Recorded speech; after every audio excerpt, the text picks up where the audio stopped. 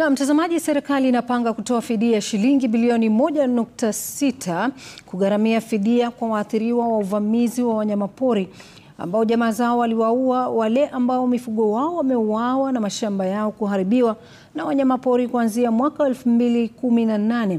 Katibu katika Wizara ya Utalii Sylvia Musyea anasema kwamba mchakato huo umejikokota kutokana na malimbikizi mengi ambayo hayakuwa yamelipwa kuanzia mwaka 2018. Robert Masai anaarifu zaidi.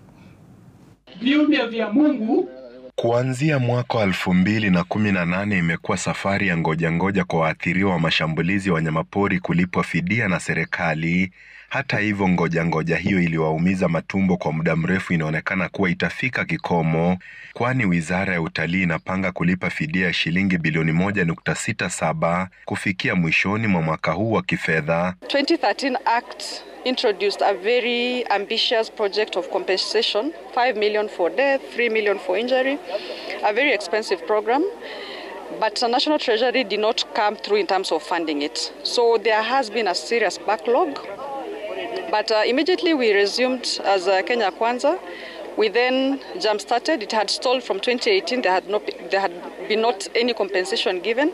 So we have given 908 financial year 22-23, 956 financial year 23-24, and currently we are disbursing 1.76 billion in this current financial year. Katibu huyo alikuwa akizungumza kwenye hafla ya kuwapa kiinua mgongo wakazi wa eneo la Embakasi iliyoko Mavoko, kaunti ya Machakos, kutambua juhudi zao za kutenga mashamba yao kwa ajili ya kuruhusu wanyamapori walioko nje ya mbuga ya kitaifa ya Nairobi kupata malisho. In terms of biodiversity, we are looking at a total sum of what is happening on your land in terms of from the trees, the insects, even the microorganisms that are happening there, in terms of complexity.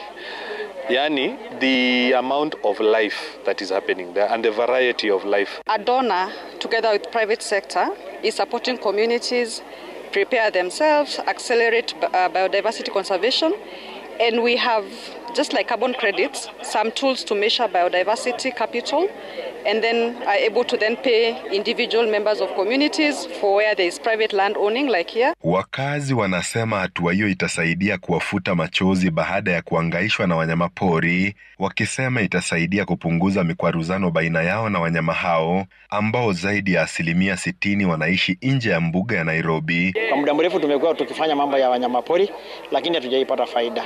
Na kama tutapata faida ambao tayari tumepata, jana pesa yaliuka katika account za landowners, na itapunguza hiyo human wildlife conflict kwa sababu biodiversity credit wanalipa wakisema ya kwamba muacha wanyama watembee kwa uwasi katika mashamba yenyu. We are trying to help these people to continue living with the animals, and this money is like a consolation.